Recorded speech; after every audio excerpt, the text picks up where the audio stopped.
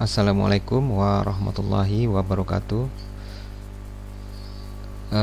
Pada kesempatan kali ini saya akan menjelaskan bagaimana cara menggunakan fotodioda dan buzzer pasif yang akan diinterfacekan ke sebuah microcontroller. Fotodioda kalau kita lihat adalah sebuah komponen semikonduktor yang mengkonversi cahaya ke arus listrik. Jadi ini adalah sensor yang mengkonversikan jumlah cahaya yang masuk atau intensitasnya itu disesuaikan dengan berapa arus yang lewat nanti di fotodiodanya, arus listrik. Nah, arus ini terjadi ketika foton itu diabsorb, ya, diserap oleh fotodioda. Nah, ini makanya ada simbol dua panah di sini. Berarti ada foton masuk dan diserap oleh fotodioda sehingga nanti ada arus yang melewati fotodioda ini. Sensor cahaya lah. Di sini kita lihat bentuknya ada seperti ini, salah satu fotodioda, dua kaki, pin anoda dan pin katoda. Yang panjang itu pin anoda, yang pendek itu pin katoda, ya. Kalau dibeli di pasar masih baru, masih ada perbedaan antara dua kakinya. Simbolnya seperti ini. Anoda tidak ada garis, maksud saya arah panahnya itu di belakang dari panah, kemudian kalau katoda itu di depan dari panah. Kemudian kalau dilihat dari fisiknya, itu untuk membedakan anoda katoda itu terlihat dari adanya di sini flat, ya, flat spot, ada sesuatu yang datar di salah satu kakinya, yang di atas kakinya itu, atau di body dari LED-nya itu ada yang datar sedikit, itu berarti kaki katoda, ya.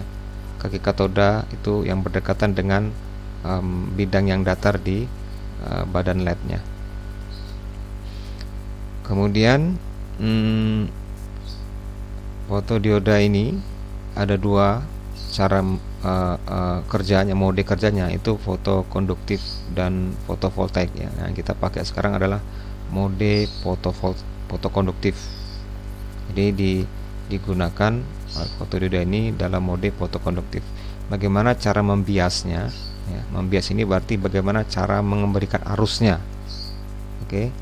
Nah, cara memberikan arusnya, fotodioda harus dibias reverse, harus dibias balik.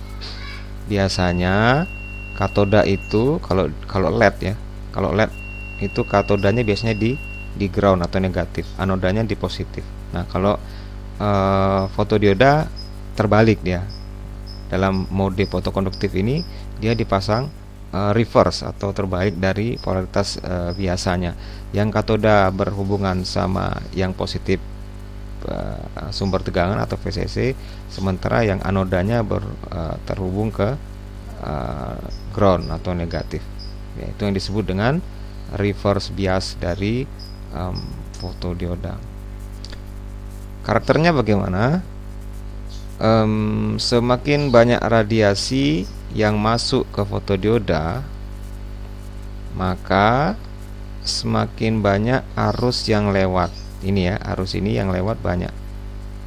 Semakin banyak cahaya yang masuk, maka arus IR ini IR itu semakin banyak yang lewat ke fotodioda dan resistor RL, ya. Sehingga resistor RL ini tegangannya di sini itu akan semakin besar, ya, ini Vout-nya semakin besar. Kita lihat dari grafik yang karakteristik yang dimiliki sebuah fotodioda dengan merek ini, dengan tipe ini BPV10NF, itu di sini karakternya bagaimana? Kita lihat di sini, ya. Semakin besar radiasi atau radiasinya, maka semakin besar pula arus reverse-nya, ya. Nah, ini sebenarnya kita lihat berdasarkan grafik ini. Itulah karakteristik dari fotodioda kalau dalam mode fotokonduktif ya. Semakin besar arus yang lewat, maka semakin besar juga Vout-nya yang ada di RL. Bagaimana cara mencari RL? Mudah sekali di sini pakai rumus hukum Ohm biasa. RL itu sama dengan Vout-nya di sini yang kita inginkan berapa, IR-nya yang berdasarkan sumber cahaya tadi, berdasarkan jatuhnya cahaya di ini di fotodioda berapa ya. Nah, sebagai contoh misalkan, kita ingin tegangannya 2,5 volt, Vout-nya 2,5 volt. Ketika radiasi yang masuk itu sebesar 1 miliwatt per cm persegi, maka kita lihat grafiknya ya. Kita lihat gambar 3 yaitu grafiknya, bahwasanya 1 miliwatt per cm persegi itu kira-kira cocoknya IR-nya adalah 60 mikroampere. Kita lihat di sini ya. Nah, ini 1 miliwatt per cm persegi, tarik ke atas. Kemudian di sini ya. Nah, ini kira-kira misalkan 60 mikroampere. Ya. Karena satuannya mikroampere. Ya, approximately lah ya kira-kira, sehingga RL-nya kita dapat tadi, maka yang kita inginkan adalah 2,5 volt pada saat cahaya itu 1 miliwatt per cm persegi, maka harusnya 60 kali 10⁻⁶, akhirnya dapatlah R-nya sebesar 41 kilo 666,7 ohm. Ya, ini nilainya tidak standar. Kita cari nilai terdekat misalkan berapa, 47K lah ya. Baik. Kira-kira seperti itu. Nanti kita cari misalkan yang di pasar yang paling dekat dengan 41.000 ohm ini apa. Ya, misalkan 47K. Kalau di bawahnya lagi kayaknya tidak ada ya. 39K itu terlalu jauh. 39 dengan 41. Oh, bisa saja ya. 39 dan 47 kilo bisa. Kemudian cara mewiringnya bagaimana? Cara mewiringnya ya. Ini kita lihat di sini tadi skematiknya. Kita ambil tegangannya itu di titik sini. Ya, tadi skematik sebelumnya tidak ada jalur keluar. Sekarang jika kita ingin menggunakannya atau menginterface-nya ke microcontroller, maka yang masuk ke microcontroller itu adalah titik di sini ya. Maka ini saya kasih tanda bahwasanya ini ke ADC. Nah, di sini ada wiring diagramnya. Ini ada microcontroller Atmega 8535, ada fotodiodanya di sini, ada resistornya tadi. Di sini saya buat saya berikan nilainya 47 kilo saja. Ini ada baterai 9 volt, ada penurun tegangan 7805 ya.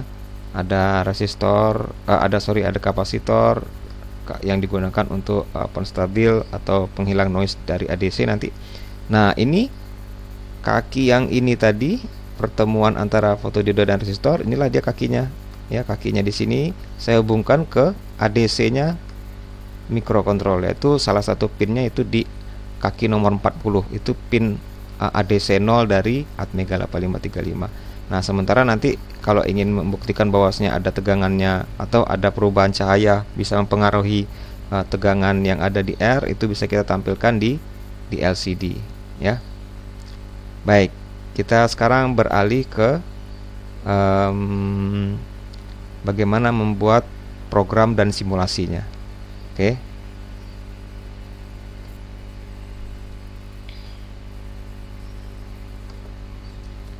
Kita lihat di sini gambar rangkaian, saya ulang lagi di sini ya. Saya ulang lagi. Ini ada microcontroller, ada LCD. Nah, yang satu lagi yang agak unik ini adalah kenapa tidak ada fotodioda di sini. Ya, di Proteus kebetulan fotodioda belum ada ya, belum ada fotodioda. Maka ini kita bisa gantikan dengan LDR karena sifatnya kan sama dengan LDR. Ya, namanya simulasi bisa saja kita ganti-ganti ya, coba-coba menggantikannya dengan komponen yang mirip-mirip lah cara kerjanya. Ini saya kasih LDR, ini resistornya tadi, misalkan saja saya kasih 10 kilo ya. Nanti kalau tidak cocok bisa kita ganti 100 kilo atau sebagainya. Ini ada sumber cahaya yang bisa di adjust di sini ya. Bisa diatur-atur mau dekat, mau jauh cahayanya bisa kita atur. Nanti tampilannya ada di sini ya. Programnya bagaimana? Di sini kita lihat bahwasanya LCD terhubung ke port C ya, port C 0, 1, 2. Kemudian yang tiganya nggak saya pakai, 4, 5, 6 masuk ke data. tegangan analog dari sensor itu saya hubungkan ke port ADC 0. Programnya bagaimana? Kita lihat programnya di sini. Kita buat project baru, file new project. Ya, project, Anda menggunakan wizard ya. Kemudian pakai Atmega, betul, oke. Selanjutnya kita tunggu sebentar. Muncul ya, ini wizardnya Atmega 8535, misalkan pakai kristalnya 8 mega. Nah, yang kita pakai apa di sini? Pilih LCD ya. LCD-nya di enable kan. Jumlah karakternya ada 16. Kemudian saya letakkan RS-nya di mana tadi? Di port C semua ya, port C 0. Ini saya ganti aja port C. RD-nya di port C1 sesuai dengan gambar di skema Proteus tadi. Ya, sudah saya cocokkan dengan wizard ini. Ya. Setelah itu yang satu lagi yang kita perlu aktifkan adalah ADC, analog to digital converter. Saya enablekan saja. Ya, enablekan. Dan di sini kita gunakan 10 bit saja ya. Yang 8 bitnya tidak saya pakai. Volt tegangan referensinya saya ambil dari AVCC pin ya, kemudian clocknya biarkan saja seperti ini, maka sudah selesai settingan ADC nya. Sekarang kita generate save and exit, generate save dan exit, simpan misalkan namanya LDR ya, maaf, foto dioda, foto aja lah, foto ya, foto. Kita save berapa kali nih? 3 kali, foto.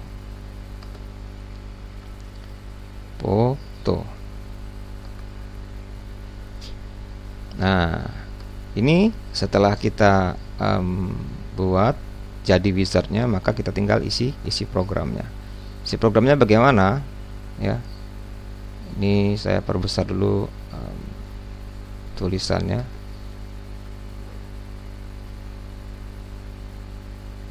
Oh, tidak usah, ini aja ya. Nah, ini kita tulis. Cara membaca datanya adalah seperti ini.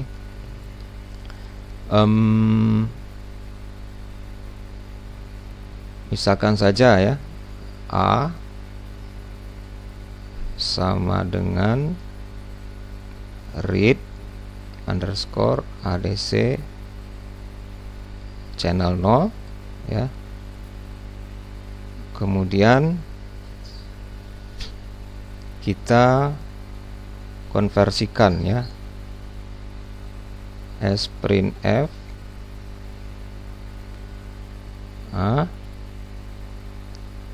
buffer saya buat di sini ya,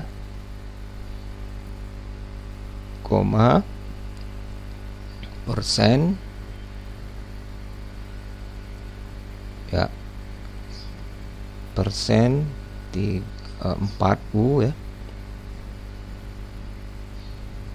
koma A ya. Baik, kita perbesar dulu fontnya menjadi misalkan 14 ya, 12. Nah, cukup besar kan? Buffer 4U, A, kemudian LCD underscore put F buffer ya.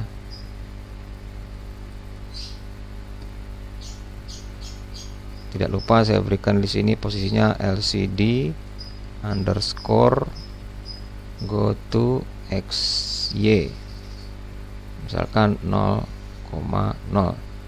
Saya letakkan posisi tulisannya di kiri atas. Nah, ini ada beberapa variabel yang kita pakai di sini tapi belum kita definisikan ya. Yang A ini saya jadikan unsigned integer karena nanti angkanya itu paling tinggi adalah 1023 ya. Ini saya buat unsigned in A, koma.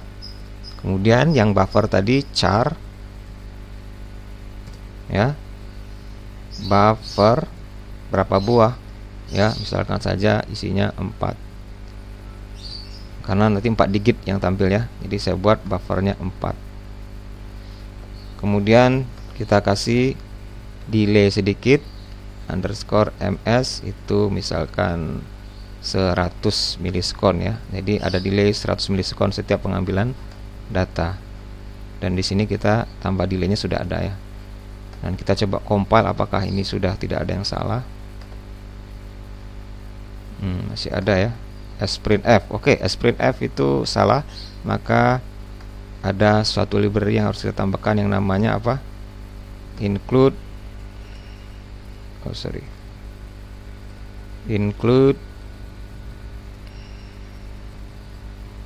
stdio .h ya. Nah, kita compile lagi apakah oke, yang ini apa ini? Ada kesalahan. LCD puts F-nya jangan sampai pakai F ya. Oke, maaf. Oke. Cukup. Sudah jadi. Kita jadikan dia file hexanya dengan di build di sini. Ya, sudah selesai. Dan kita pindahkan filenya ke sini ya. Double klik. Kemudian ambil filenya. Di mana filenya? Ada di my dokumen tadi. Dokumen ada, ini foto ya, ini foto nih, COV-nya. Open ya.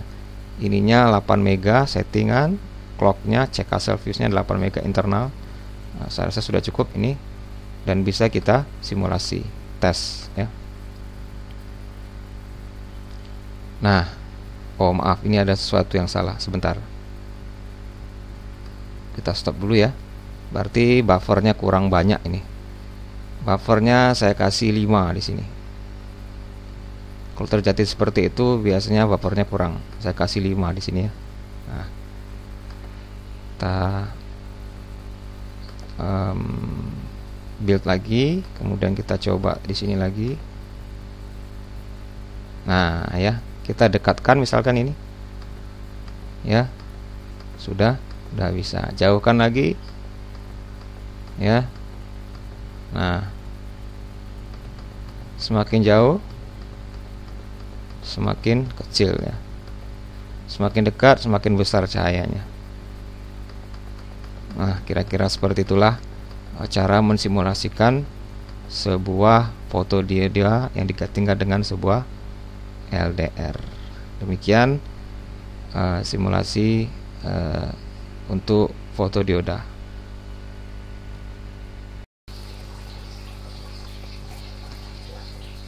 Berikutnya adalah bagaimana menginterfaskan buzzer piezoelektrik aktif. Kita lihat dulu definisi, simbol, dan identifikasi kaki-kakinya. Aktif buzzer ini adalah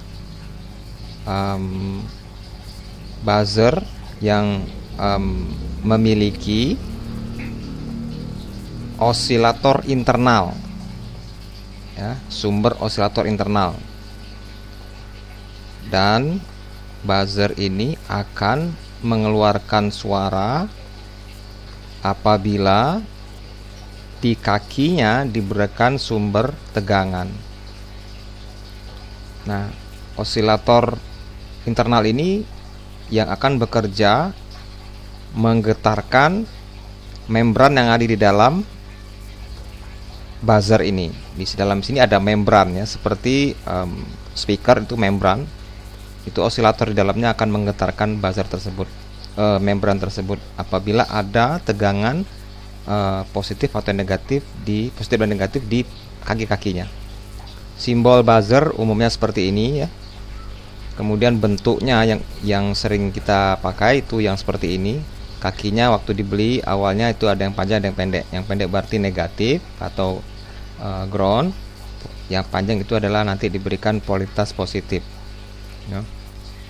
Untuk seandainya kalau kakinya sama panjang, itu berarti ada ciri lain untuk mendeteksi yang mana kaki positif. Itu di sini ada simbol positif ya, di atas permukaan bagian atas dari buzzer itu ada simbol positif, berarti kaki yang ada di bawahnya itu adalah kaki positif.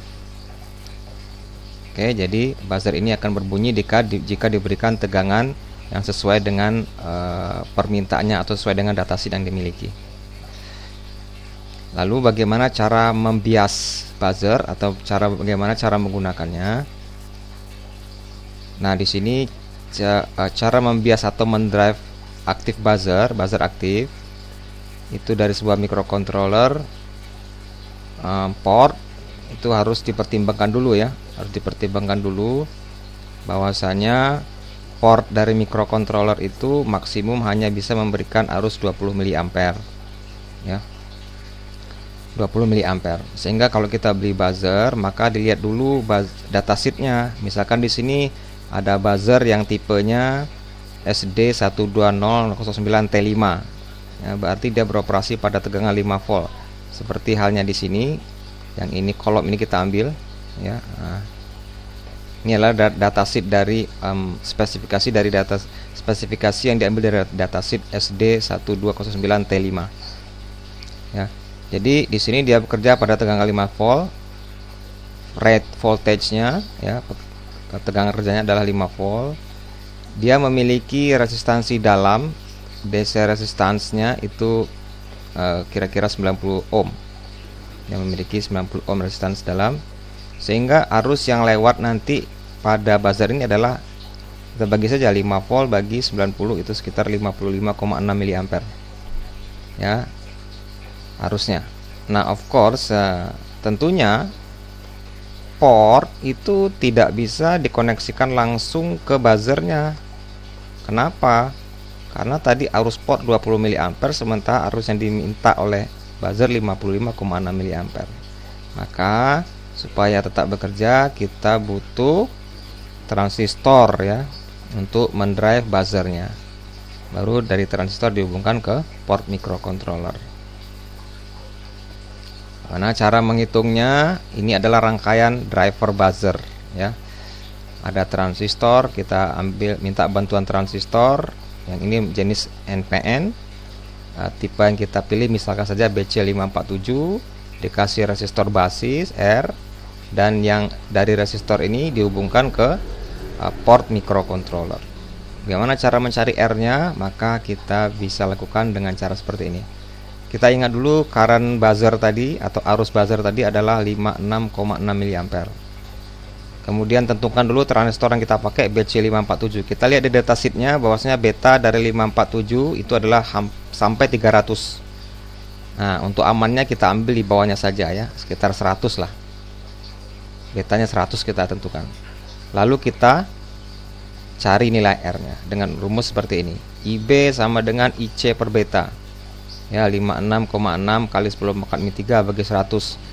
Sekitar 566 mikroampere. Itu yang IB ya, IB yang ini. Arus basis yang lewat. Untuk mencari R itu berarti R-nya itu adalah tegangan dari port yang masuk, itu tegangan dari port dikurang dengan tegangan BE, tegangan VBE di sini. VBE di sini kalau yang biasanya untuk yang silikon seperti TR547 ini anggap saja 0,7 ya, 0,6 sampai 0,7 kita ambil saja 0,7. Kemudian dibagi dengan arus basisnya ini. Ya, arus basis ini. Nah, misalkan saja tadi V port dari tegangan dari port microcontroller itu kita ambil nilainya kira-kira 4,8 volt ya. Kenapa 4,8 volt? Karena mungkin nggak pas 5 volt nanti keluarnya. Ya, bisa jadi turun sedikit tapi tidak terlalu rendah. Kita anggap saja 4,8 volt. VBE transistor itu biasanya 0,0 sampai 0,7. Kita ambil saja 0,7 ya, 0,7 volt. Sehingga nanti R-nya diperoleh 4,8 kurang 0,7 dibagi 566 mikroampere, maka hasilnya adalah sekitar 7243,8 ohm. Kita ambil saja nilai yang umum di pasaran yaitu 6800 ohm atau 8200 ohm. Bolehlah 8K2 atau 6K8 karena 7 ini ada di tengah-tengahnya ya. Tidak standar ini. Maka kita ambil 6K8 saja. Nah, itu cara membuat driver buzzer. Kemudian kalau saya rakit bagaimana? Ini gambar yang sebelumnya masih kita pakai ya, gambar detektor ini tadi, detektor cahaya atau pengukur cahaya menggunakan fotodioda. Saya tambahkan saja di sini yang buzzer. Buzzernya saya tambahkan di sini. Ini buzzer tadi saya tambahkan. Kemudian ada transistornya, ada resistor yang kita cari tadi, ya, resistor yang kita cari tadi. Ya, mungkin sekitar 6,8, ini 2,2K ya, lupa saya ganti, tidak apa-apalah. Ini diganti dengan resistor yang kita cari tadi sekitar 6K8. Kemudian basis dari transistor, ini basisnya di sini saya hubungkan ke port ya, ke port B0, ke port B0. Basisnya tadi dihubungkan ke resistor dulu, kemudian resistornya baru kita hubungkan ke port B0. Nih saya hubungkan ke port B0. Oke, sekarang bagaimana cara mengaktifkan buzzer melalui program? Kita coba di simulator Proteus dan kita buat programnya di CodeVision. Baik, saatnya kita simulasikan rangkaian yang kita rakit tadi di project board ilustrasi sebelumnya. Nah, di sini simulasi agak sedikit berbeda. Dimana perbedaannya adalah ternyata buzzer tidak bisa langsung dikoneksikan dengan transistor. Di simulasi ini tidak bisa berbunyi buzzernya. Nah, supaya tetap bisa berbunyi maka kita minta bantuan relay ya, relay. Kalau relay dipakai, ini bisa diaktifkan buzzernya. Tetap kita hubungkan dengan port B0 ke basis transistor melalui R resistor ya. Kemudian buzzernya sendiri tidak bisa langsung ke transistor, tapi buzzernya melalui kontak relay ini, dan relaynya yang didrive oleh transistor. Transistor yang kita pakai itu 5 volt. Ini awalnya sebenarnya 12 volt. Saya ganti ketegangan konversinya 5 volt di sini. Buzzer itu kita ganti dengan tegangan kerja 5 volt karena awalnya adalah 12 volt ya. Awalnya tadi 12 volt, ini sudah saya ganti dengan 5 volt. Nah, ini sudah cukup sebenarnya. Jadi buzzer kita kontrol lewat port B, port B0. Saya pakai rangkaian yang lama saja ya untuk simulasinya. Sekarang kita membuat buka project baru, new project. Yes. Pakai Atmega, oke.